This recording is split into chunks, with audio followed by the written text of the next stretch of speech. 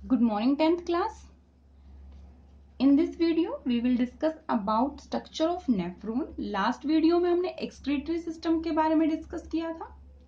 ठीक है, तो ये जो डायग्राम ड्रॉ किया गया आपके सामने ये नेफ्रॉन की स्ट्रक्चर है.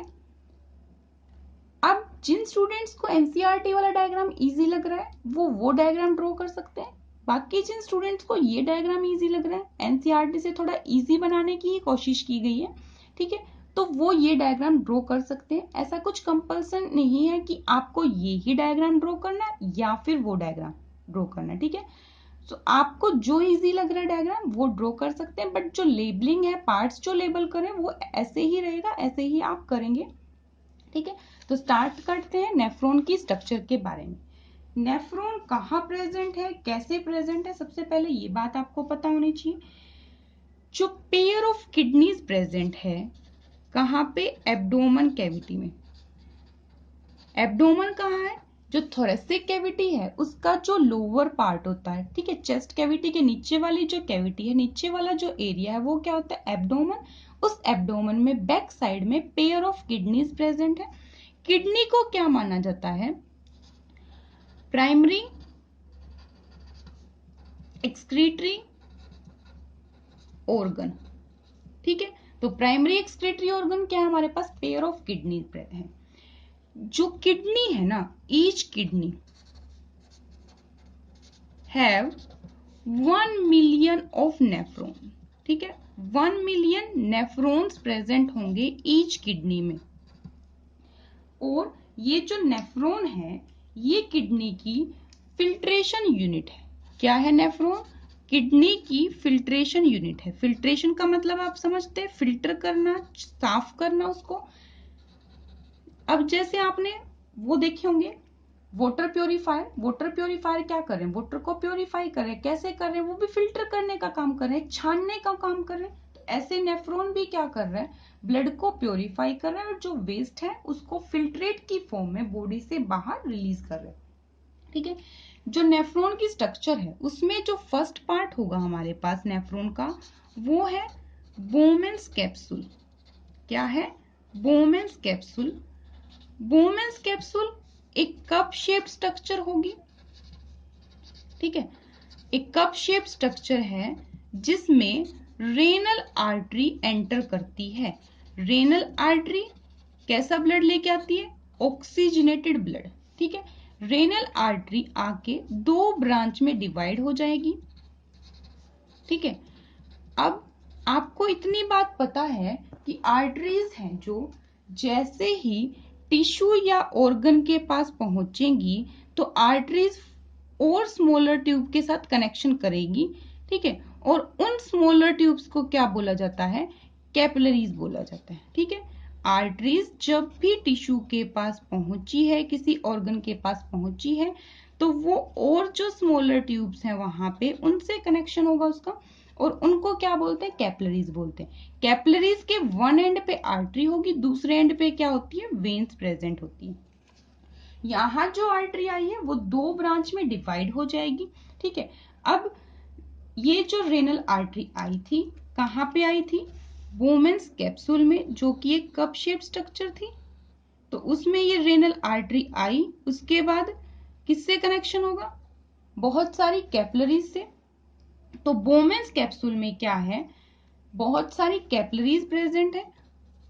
उस कैपिलरीज का क्या बना हुआ है, क्लस्टर बना हुआ है. कहाँ पे, बोमेन्स कैप्सूल में कैपिलरीज का क्लस्टर प्रेजेंट है. क्लस्टर का मतलब होता है ग्रुप, और इस कैपिलरीज के क्लस्टर को क्या बोला जाएगा, ग्लोम्युरुलस. क्या है, ग्लोम्युरुलस. तो ये कैपिलरीज का जो क्लस्टर है, ग्रुप है, ये ग्लोम्युरुलस है. ग्लोमेरुलस का काम बहुत इंपॉर्टेंट है. क्या काम कर रहा है ये, फिल्ट्रेशन का काम करेगा. ठीक है, क्या काम कर रहा है, फिल्ट्रेशन का काम करेगा. कैसे करेगा, देखो जो ब्लड आया यहां से, ऑक्सीजनेटेड ब्लड तो लाइक रेनल आर्टरी, बट उसमें कुछ वेस्ट सब्सटेंसेस थे, उनको हमें फिल्टर करना है. तो जैसे ही वो ब्लड कैपिलरीज में पहुंचा, इस ग्लोमेरुलस में पहुंचा, वो यहाँ से फिल्टर होगा और फिल्टर होने के बाद नीचे वाले पार्ट में चला जाएगा. अब मैंने बताया कि 2 ब्रांच रहेगी ना इस आर्टरी की, ठीक है, 2 पार्ट है। अब ये जो फिल्टर हो गया ना ब्लड तो नहीं जा पाएगा क्योंकि ब्लड की सेल्स का साइज थोड़ा लार्जर है, कुछ एक वेस्ट सब्सटेंसेस हैं वो यहां से नीचे चले जाएंगे। अब जो ब्लड है वो वापस इस ट्यूब में, इस वेसल में, ब्लड वेसल में चला जाएगा। वेस्ट कहाँ जाएगा? नीचे वाले एरिया में। और जो ब्लड साफ हो चुका है क्योंकि वेस्ट तो यहाँ से फिल्टर हो गया, वो इस आर्टरी में चला जाएगा, इस पार्ट में चला जाएगा आर्टरी के। तो ग्लोमेरुलस ने क्या किया? फिल्ट्रेशन का काम किया है, ठीक है। अब ये जो बोमेन्स कैप्सूल है ना, इसका जो लोअर पार्ट होता है वो एक ट्यूब जैसे सी स्ट्रक्चर होगी। तो सेकंड पार्ट क्या रहेगा नेफ्रॉन का? ट्यूब्यूल। ट्यूब्यूल क्या है? ट्यूब लाइक स्ट्रक्चर है जिसके 3 इंपॉर्टेंट पार्ट होंगे। फर्स्ट पार्ट होता है प्रोक्सिमल कॉन्व्यूलेटेड ट्यूब्यूल, सेकंड होगा लूप ऑफ हेनले, और थर्ड जो पार्ट होता है वो होता है distal convoluted tubule. Proximal convoluted tubule को हम पीसीटी भी बोल सकते हैं, डिस्टल कॉन्व्यूलेटेड ट्यूब्यूल को हम डीसीटी भी बोल सकते हैं, ठीक है। तो ये 3 पार्ट रहेंगे। लूप ऑफ हेनले क्या है? लूप का मतलब क्या होता है? एक रिंग जैसी सी स्ट्रक्चर। तो लूप ऑफ हेनले एक यू शेप्ड रिंग रहेगी, ठीक है। यू शेप स्ट्रक्चर है लूप ऑफ हेनले। अब जिन साइंटिस्ट ने इनको डिस्कवर किया था ना हेनले को, ये जो यू शेप स्ट्रक्चर थी उनका नाम हेनले था, तो उनके नाम पे इसका नाम क्या रख दिया गया? लूप ऑफ हेनले रख दिया गया। देखिए ये बोमेन्स कैप्सूल, बोमेन्स कैप्सूल में आई रेनल आर्टरी जिसकी 2 ब्रांच होंगी, एक ब्लड को लेके आएगी और दूसरी साफ ब्लड को लेके जा रही है। अब ब्लड जैसे ही आया, आर्टरीज का कनेक्शन किसके साथ? कैपिलरीज के साथ। ग्रुप ऑफ कैपिलरीज को हमने बोल दिया ग्लोमेरुलस। ग्लोमेरुलस क्या कर रहा है? फिल्ट्रेशन का काम कर रहा है, छानने का काम कर रहा है, ठीक है। तो जो भी वेस्ट था वो यहां से फिल्टर हो गया, फिल्टर होने के बाद इस ट्यूब्यूल पार्ट में आ गया, और जो साफ ब्लड था वो इस ट्यूब में फ्लो होना शुरू हो जाएगा, इस ब्लड वेसल में फ्लो होना शुरू हो जाएगा। अभी ये आर्टरी का ही पार्ट है ना, तो आर्टरी का पार्ट, आर्टरी के बाद क्या होगी? कैपिलरीज अराइज होते हैं। तो आर्टरीज से क्या अराइज हुई? यहाँ पे ये कैपिलरीज अराइज होगी। तो ये सारा का सारा जो पार्ट है जो बहुत ज्यादा कोल्ड दिख रहा है आपको, ये कैपिलरीज है। तो ग्रीन वाला जो पार्ट है वो कैपिलरीज है, स्टार्टिंग वाला पार्ट आर्टरी है। उसके बाद बोमेन्स कैप्सूल है जो जहां पे फिल्ट्रेशन हो चुकी है। बोमेन्स कैप्सूल का लोअर पार्ट एक ट्यूब जैसी सी स्ट्रक्चर जिसको हमने क्या बोल दिया? ट्यूब्यूल। ट्यूब्यूल के 3 part, PCT, DCT, loop of Henle. PCT proximal convoluted tubule, proximal का मतलब होता है जो पास में हो। किसके पास में? बोमेन्स कैप्सूल के। कॉन्वुलेटेड क्यों बोल रहे हैं? क्योंकि कोइल्ड है, बहुत ज्यादा घुमावदार है ट्यूब्यूल क्योंकि ट्यूब है। डिस्टल कॉन्वुलेटेड ट्यूब्यूल, डिस्टल का मतलब डिस्टेंस पे, तो बोमेन्स कैप्सूल से डिस्टेंस पे ना, दूरी पे है, ये तो पास में ये था। कॉन्वुलेटेड और ट्यूब्यूल का मतलब कोइल्ड और ट्यूब जैसी सी स्ट्रक्चर। उसके बाद बीच में पीसीटी और डीसीटी को ज्वाइन करने के लिए एक यू शेप स्ट्रक्चर जिसको हमने क्या बोल दिया? लूप ऑफ हेनले बोल दिया, ठीक है। ये पार्ट रहेगा। अब ये जो ट्यूब्यूल है ना, इसके जो ये तीनों के तीनों पार्ट हैं वो क्या करेंगे? बहुत इंपॉर्टेंट काम कर रहे हैं। वो काम क्या होता है? रीएब्जॉर्प्शन का काम है। क्या काम है? रीएब्जॉर्प्शन। रीएब्जॉर्प्शन का मतलब क्या होता है? वापस से एब्जॉर्ब करना। क्या एब्जॉर्ब करना? यहां से जो फिल्टर हुई थी चीजें उसमें से कुछ वेस्ट सब्सटेंसेस थे और कुछ चीजें यूजफुल हो सकती हैं, ठीक है। तो जो भी वेस्ट था, ठीक है, जो भी हमारे पास फिल्ट्रेट था ना, उसमें कुछ यूजफुल सब्सटेंसेस भी प्रेजेंट थे। यूजफुल सब्सटेंसेस क्या क्या थे? जैसे कि ग्लूकोज, ग्लूकोज बहुत जरूरी है हमारी बॉडी के लिए, तो ग्लूकोज था। वाटर, कुछ यूजफुल आयंस जैसे कि सोडियम और क्लोरीन आयंस हो सकते हैं, क्लोराइड आयंस है जो, और क्या है, कुछ यूजफुल सोल्ट भी हो सकते हैं, ठीक है। तो इनको हमें रीएब्जॉर्ब करना पड़ेगा। रीएब्जॉर्ब कौन करेगा? ट्यूब्यूल पार्ट रीएब्जॉर्ब करेगा। अब जो पीसीटी जो पार्ट है वो क्या कर रहा है? मैक्सिमम रीएब्जॉर्प्शन कर रहा है। क्या कर रहा है? Maximum reabsorption. मैक्सिमम रीएब्जॉर्प्शन किसने की? पीसीटी ने की। क्या क्या, ये जो ग्लूकोज वाटर आयन थे वो मैक्सिमम अमाउंट में पीसीटी में ही क्या हो जाएंगे, रीएब्सॉर्ब हो जाएंगे। उसके बाद था हमारे पास लूपोफेनले। लूपोफेनले कुछ आयंस की एब्जॉर्प्शन करेगा। डीसीटी में क्या है, वाटर और आयंस दोनों के दोनों एब्जॉर्ब होंगे। तो डीसीटी में क्या होगा, water and ions are absorbed. ठीक है, ये काम होगा। अब जो ह्यूमन बींग्स में जो मेन वेस्ट है जिसको बॉडी से बाहर रिलीज करना है वो क्या होता है, यूरिया।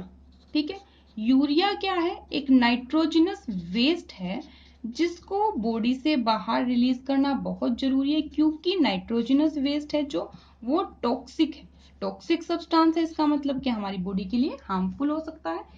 इस टॉक्सिक सब्सटेंस को बॉडी से रिलीज किया जाता है in the form of urine. ठीक है, यूरिया को यूरिन की फॉर्म में बॉडी से रिलीज किया जाएगा। यूरिन कैसे बनेगा, यूरिया जो कि एक नाइट्रोजनस वेस्ट था, प्लस में वाटर, प्लस में कुछ आयंस रहेंगे जो बॉडी से बाहर रिलीज होंगे। तो ये जो सारा कॉम्बो है इसको क्या बोल देंगे, हम यूरिन बोल देंगे। ठीक है, यूरिन की फॉर्म में बॉडी से बाहर रिलीज होगा वेस्ट। ठीक है, जो काम की चीजें थी वो वापस से रीएब्सॉर्ब कर ली गई है। कौन रीएब्सॉर्ब कर रहा है, ये ट्यूब्यूल पार्ट रीएब्सॉर्ब कर रहा है। ठीक है, ये तीनों के तीनों पार्ट पीसीटी, लूपोफेनले और डीसीटी।